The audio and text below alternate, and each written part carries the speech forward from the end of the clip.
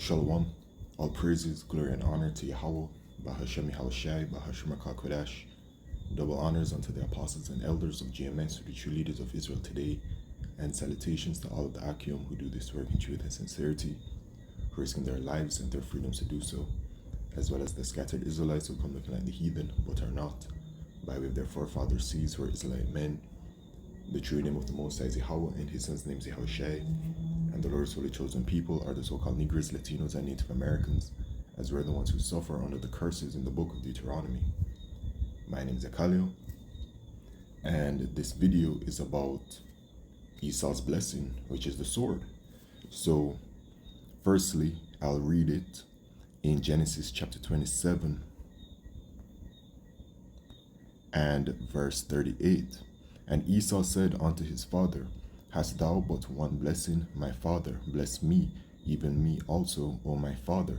And Esau lifted up his voice and wept. And Esau is the forefather of these so-called white people who are the biblical Edomites.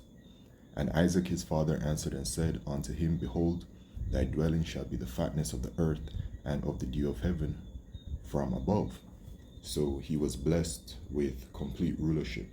And right now, we're all suffering under his rulership as the sons of Esau, the Edomites, these so-called white people, they are the wicked. And as the scriptures say, when the righteous are in authority, the people rejoice, but when the wicked beareth rule, the people mourn. Then it says, And by thy sword shalt thou live, and shalt serve thy brother. And it shall come to pass when thou shalt have the dominion, that thou shalt break his yoke from off thy neck. All right, so this is that period of time right now where he has that dominion. But it also says, And by thy sword shalt thou live. And when you look at the history of the so-called white people in their position of power, they have always used the sword, weapons, etc., right? That falls into that category to establish their dominance. And they use it to threaten others, right? They dropped the, what was it? Nuclear weapon on Japan, right? And the scriptures actually mention that in Revelation chapter 13. And so now Esau has other technologies that Yahweh Shemeshai has blessed him with, because he is in his blessing, and his blessing is a sword. And as the elder apostle Tahar said, it's his spiritual power that the Lord has given him on that left-handed side, to have all of this weapon technology to be able to do some very devastating things. And it's not just the ICBM missiles and the nuclear technologies. There are other versions of the sword that Esau has, which he is unleashing in these final and last days of his rulership. As the scriptures say, he cometh with great wrath because he hath but a short time, to paraphrase. Okay? So he's going to be unleashing the sword in full force. And if you do not have the protection from Yahweh Shemeshai, you are through. This is a message unto the nation of Israel, you so-called Negroes, Latinos, and Native Americans. And by thy sword shalt thou live, and shalt serve thy brother, and it shall come to pass when thou shalt have the dominion, that thou shalt break his yoke from off thy neck. And Esau hated Jacob because of the blessing wherewith his father blessed him, because we received the ultimate blessing, complete and utter rulership. And Esau said in his heart, the days of mourning, well, plus our forefather Jacob supplanted Esau, which was all through the spirit and power of Yahweh Shemeshai, and Jacob was named that Yaquab, heel holder and supplanter. Okay, it's an omen nomen. So Esau, the so-called white man, has hated us since that event, right? As it says here, wherewith his father blessed him, and Esau said in his heart, the days of mourning for my father are at hand, then will I slay my brother Jacob. And they have that same spirit upon them to this very day. All right, now,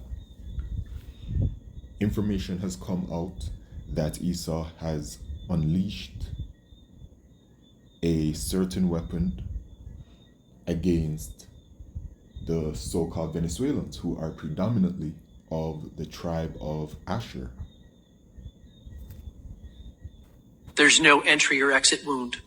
How they're designed. Salakia, the video was posted from the brother Endure These Last Days 4. Is to make the target feel like they're crazy, like they're imagining things, especially on the low duration, the low intensity, long duration hits. Are either of you aware of any individuals who have AHI symptoms have passed away from their ailments? I do. I do. Have any of you three panelists ever seen one of these weapons? I have seen a 1991 version of the weapon, and it looks like a satellite dish with a unit this size attached to it. A 1991 version of the weapon. So imagine where it's at now and how it's developed.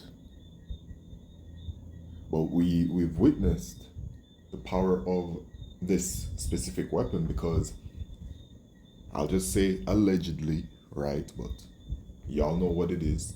Okay, last year when the California fires were going on, it was alleged that people, by way of picture and, evidence, that this was used, right? So they've been using it. This, of course, over the years, miniaturization has been possible. Obviously, there's a limitation to how miniaturized it can be because of the antenna size, which is always related to the wave.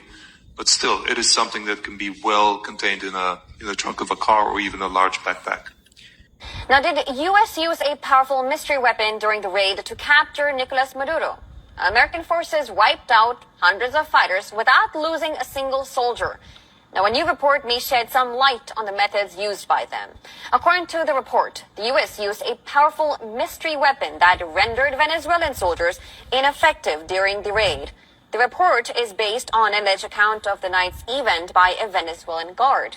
So it appears that this version of the sword that they have, this view, that it has not just one version of it, but different versions, because the one that was alleged to be used in California was one that came from the sky, right? And, did what it did. But this one is doing something different, where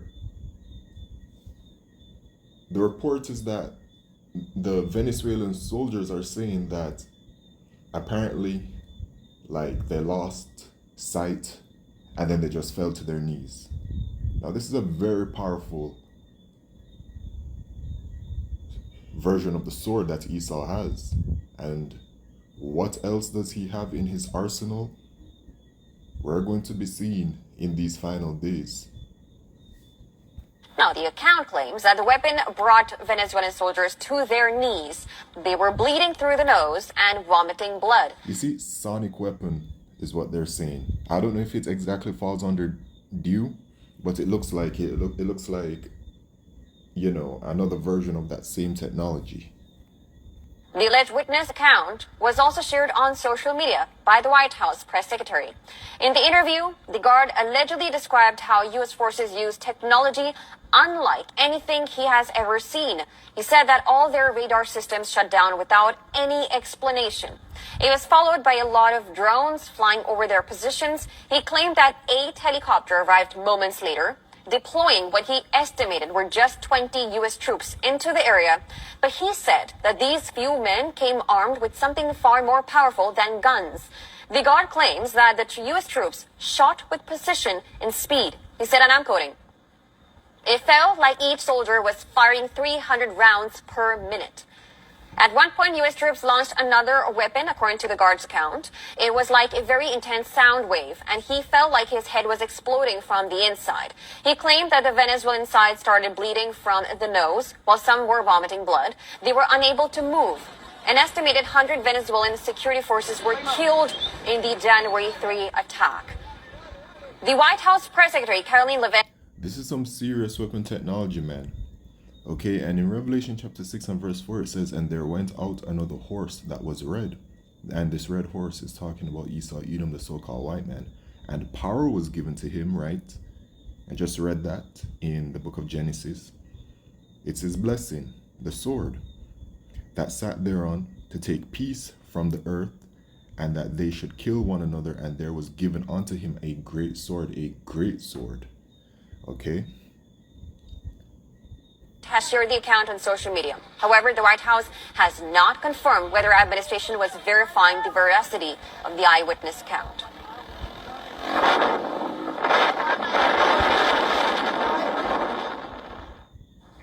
So many have thought you were crazy, thought you were losing your mind because you were going through situations, scenarios, and feelings that just came out in the public.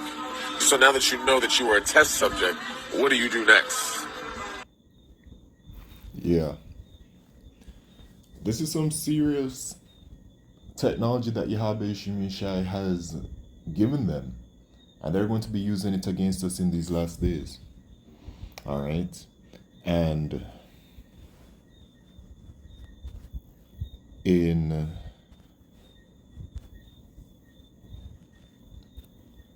Second Ezra chapter 16 and verse 70, it says, "For there shall be in every place and in the next cities a great insurrection upon those that fear the Lord." A great insurrection upon those that fear the Lord. Who fears the Lord? The Israelites. "They shall be like madmen, sparing none, but still spoiling and destroying those that fear the Lord." So who knows what kind of weapon technology they'll be equipped with when it is that this moment happens. And given the knowledge that is being presented regarding this weapon technology, spiritual power is absolutely going to be needed, right? As we just heard, the men bleeding from the nose, head feeling like it's about to explode, fall to their knees.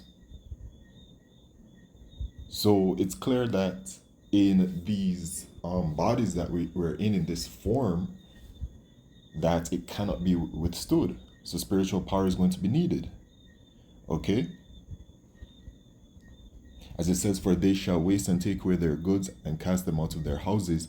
Then shall they be known who are my chosen, and they shall be tried as gold in the fire." Right? So Esau is going to be, going on a full assault against the Israelites. And those who don't believe, the wicked unbelieving of our people, are going to be, dealt with. They won't have any protection from Yahweh Shai, but we will. Right? Lord willing, we are a part of the elect. Right? We are of the hopeful elect. We hope to be saved. Right? And, the other day, the Elder Malcolm revealed a vision of receiving spiritual power. So, the Spirit compelled him to also share it with the hopeful elect. And the days are coming, man. They are close. So it says in Isaiah 59 and verse 19, "So shall they fear the name of the Lord Yahweh from the west, and his glory from the rising of the sun, when the enemy shall come in like a flood." And who's the enemy? Esau, the so-called white man. And he's going to come in like a flood. "The Spirit of the Lord Yahweh shall lift up a standard against him." So that's going to be spiritual power, man. granted unto us from Yahweh Shemishai to be able to escape from the devil and his blessing, which is that sword, and all of that weapon technology that he has, that he will be using, plus the robots, which is a part of that weapon technology, you know. So we're in some very serious times. So repent, because severe and serious judgment is coming, and Esau is the Lord's sword. So with that, all praises, glory, and honor to Yahweh Shemishai by Shemaka Kodesh. Shalom.